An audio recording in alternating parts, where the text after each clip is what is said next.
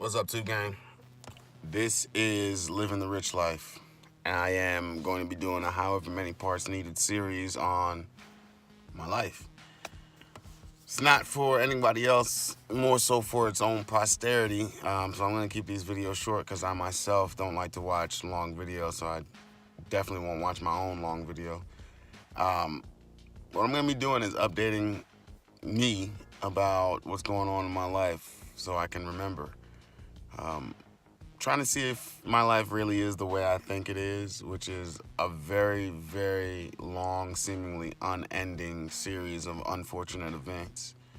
So I think as the shit hits the fan, it's good to videograph it because I think I put a lot of it out of my mind.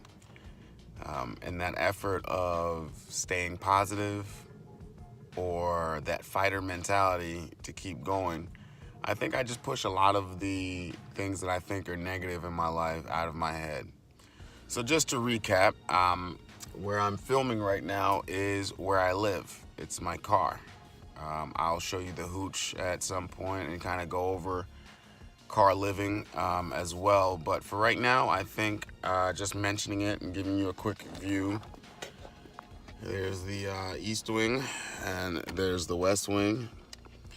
We've got the grand attic, and we are currently in the den, studio, office, kitchen, bathroom / whatever the fuck else. How did I end up here?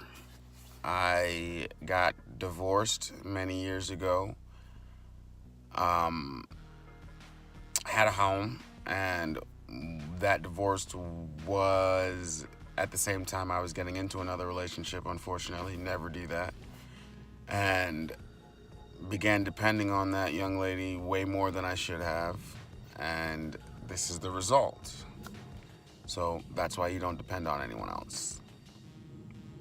So now this is me being self-reliant. Most people say, well, what about friends or family? No, I don't have any friends. We can talk about that later. No, I have family, but my family's not like that. And where I live in the metro Atlanta area, I only have one blood relative, and we are not close. We'll also talk about that another time. So I'm in the car. I am jobless. I am homeless. I'm bipolar. I have no medication. But I think I'm gonna stop taking the medication anyway because it's a huge risk. You see, when you can't afford to keep taking the medication, you start making modifications to your brain through medication that don't react well to not having the medication anymore. So I think it's better for me to get to a point in my life where I'm more stable somehow, which is kind of counterintuitive because some people think the bipolarity is making my life unstable. And medication is the key.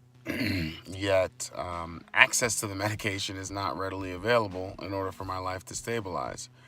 So, what do? Whatever you can. Currently, I sleep in the car, I shower where I can, I try to minimize food intake as much as possible, and I work. Now, one of the crazy, not great, but one of the crazy things about working for me is that I oftentimes find places that I work that won't pay me. Yeah, I know, it's crazy.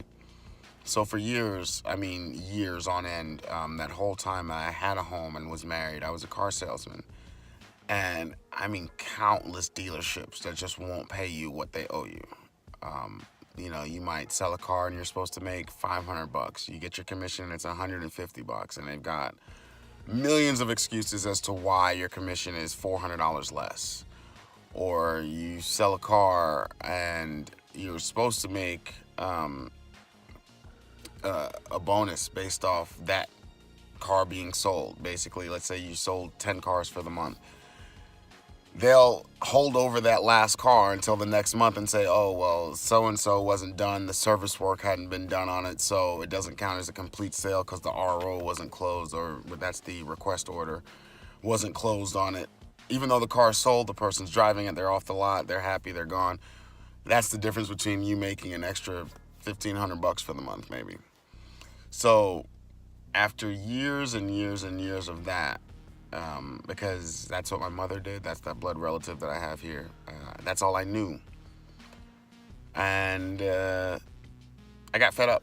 I almost killed one of my bosses. I got tired of being talked to. They talk to you crazy. They cuss you out.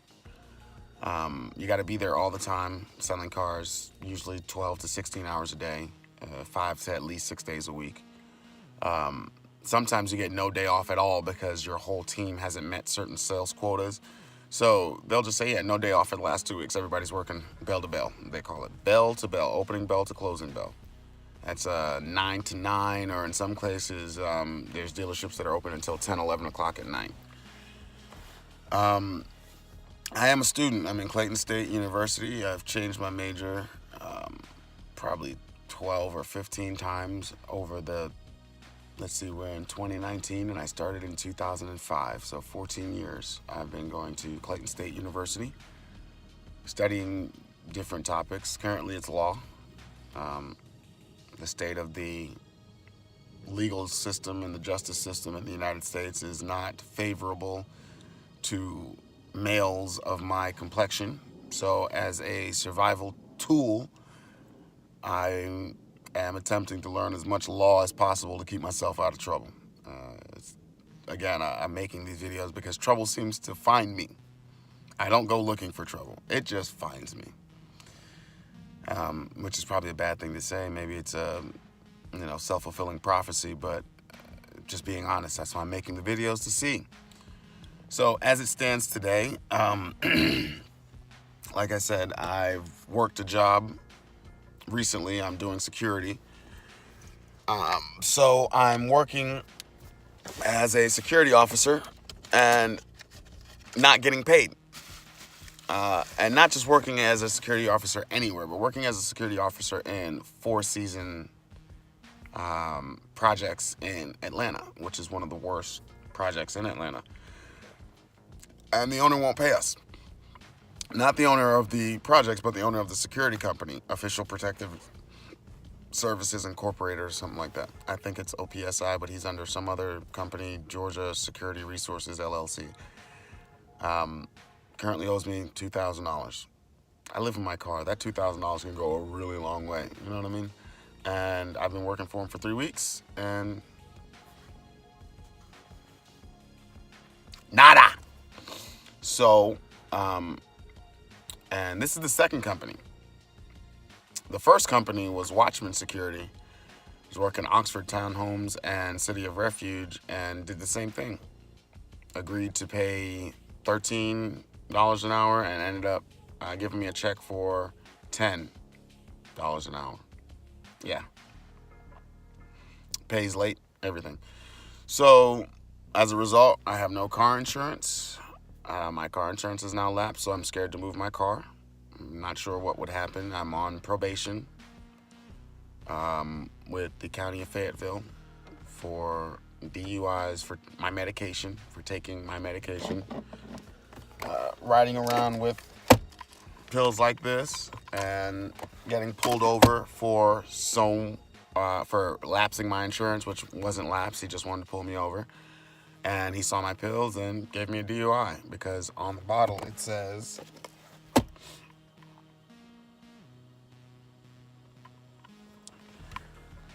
on the bottle, may cause drowsiness. Alcohol may make this worse. Use care when operating a vessel, vehicle, or dangerous machinery. So because it says that, I don't know if I can get it to focus.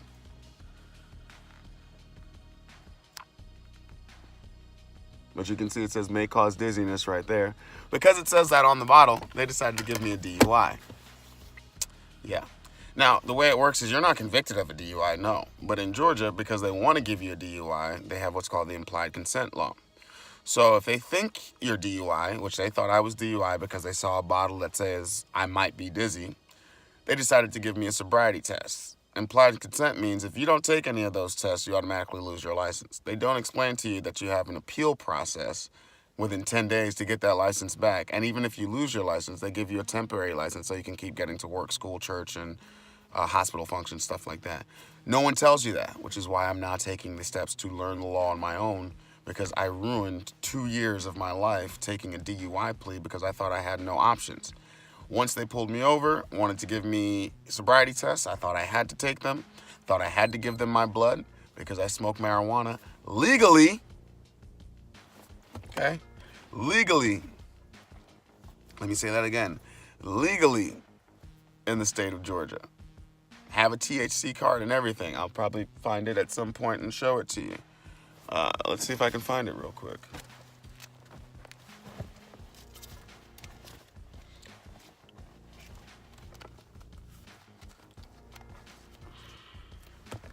I'll block my address here as best I can.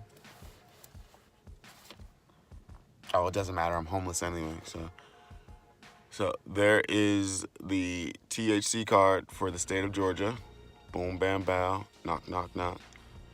And what that allows you is to possess THC oil and ingest THC oil, which I can sometimes find a good CBD flower to put it on top of and make it just like a regular blunt instead of having to use the vape pen all the time, which, vape pens are for pussies.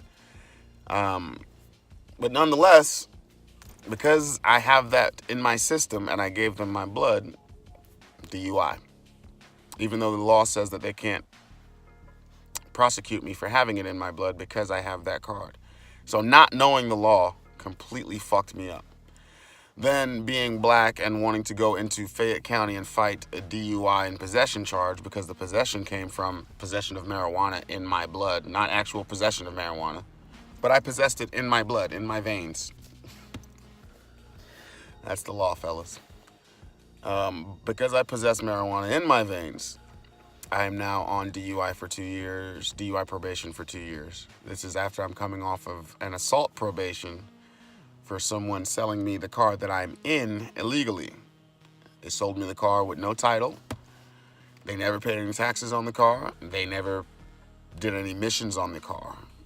So I bought the car and within 30 days could not drive the car anymore because I couldn't get a tag, couldn't get it to pass emissions, and had no title.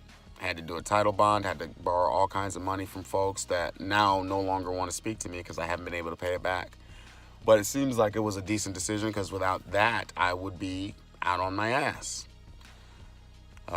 So yeah, I threatened him because he did that and ended up with an assault and terroristic threats charge. Don't do that. Just don't do it.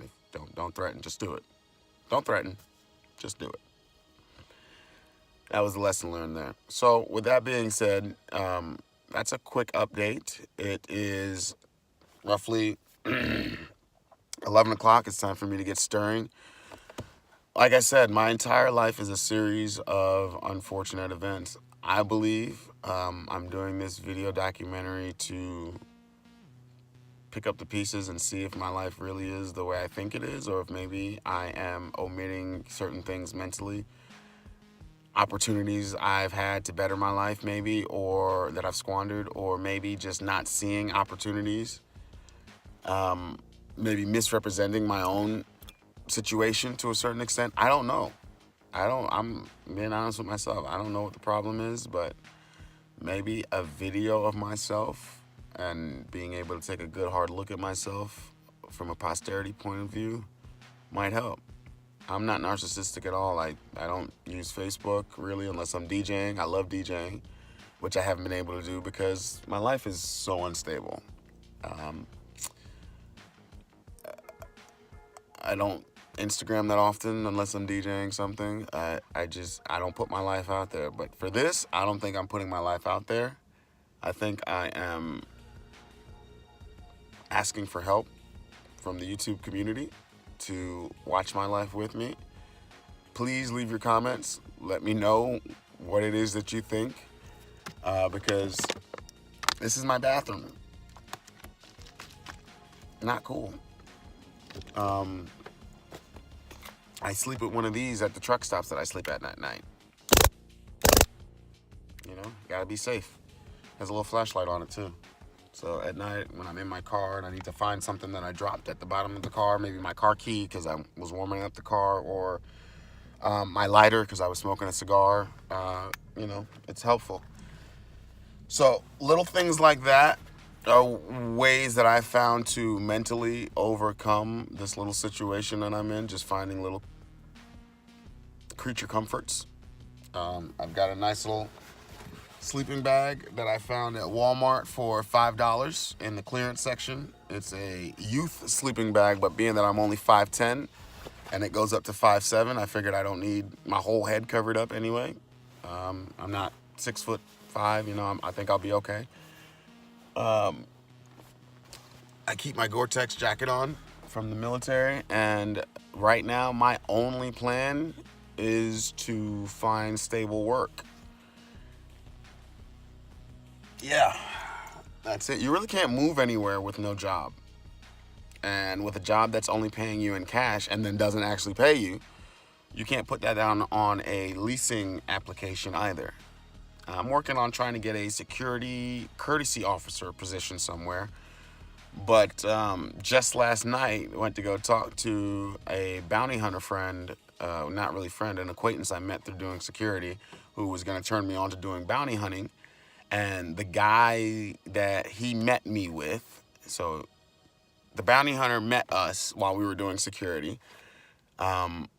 me and a couple other guys, and said, hey, if you guys are interested, come down and see us. The day that we go down to see him, one of the guys that I'm in the office with accidentally fires off a round out of his .40 caliber Glock.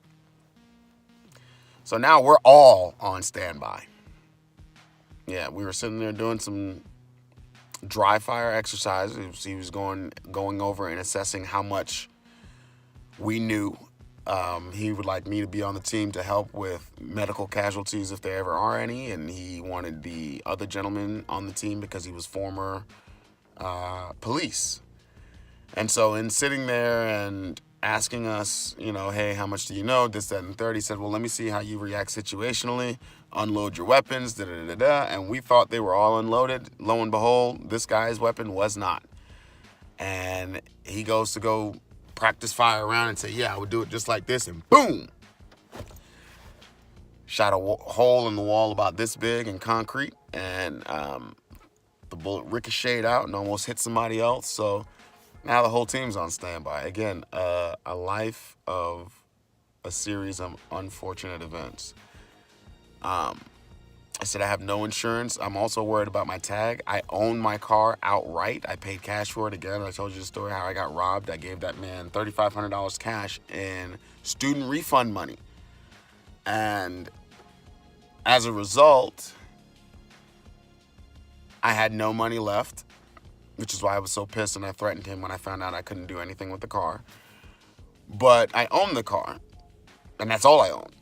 I have the title. Yet someone hooked up my car when I went into Wendy's the other day and tried to repossess it.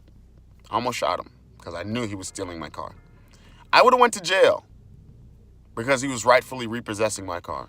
Because somehow in the state of Georgia's tag system, though I can see it online that my tag is registered to my black 2006 Jeep, though I have a registration sticker that says my tag is registered to my black 2006 Jeep that I've had for 2 years now, somewhere in Georgia's tag system, it's registered to another Jeep that I know nothing about. So now I have to figure out how to go and get a whole new tag just to avoid these problems, but I now have no insurance. I mentioned the young lady that I started a relationship with. Briefly, I'll go over why we're not together. She is, let's say, in that stage of realizing what she wants out of life. I'm going to do my best to speak very respectfully of her because she is the mother of my child. I don't agree with many of the decisions that she makes. I don't agree that we should be together. I don't know that there's much more to say other than that. Because my goal is not to cast anyone in a bad light. This video is more about, it's about me. Fuck everyone else. I don't care what faults anyone else has. How is Rich Roboto gonna get out of the hole? Where's the mud, and how do I get it up out of it? Get it out the mud, right?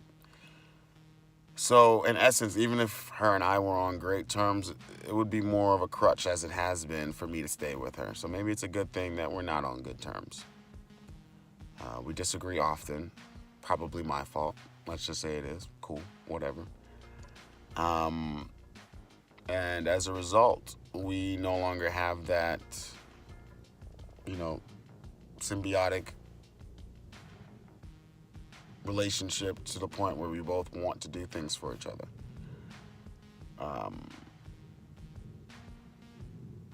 Yeah, so nothing's been done for me, and I'm doing my best to stop doing things on that side as well. But because you have so many things tied together, we've been together almost 6 years. I mean, phone bills are tied together, storage is tied together. I've got stuff at her place, of course, because I was staying there for a little while. My son is there. I've taken on the child that she conceived while we were separated for a short amount of time. So I'm going to miss him just as much, and that's a bad habit of mine. This is the second or third set of kids that I've tried to take on that weren't mine, so obviously I'm some kind of crazy asshole. So yeah, that's how you end up living in your car. You depend on other people. Don't depend on other people. Do your own thing.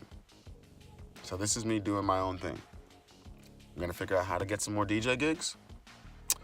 I'm going to figure out how to keep doing security work. I'm going to figure out how to get some car insurance. And when I do, I'll let you know. Appreciate it, YouTube. Let me know what you think. If you find any faults, flaws, fatal errors in my character. I'm going to try to say that the same way every time. Let me know what you think. If you find any faults, flaws, or fatal errors in my character, I'd appreciate it. Be easy, man.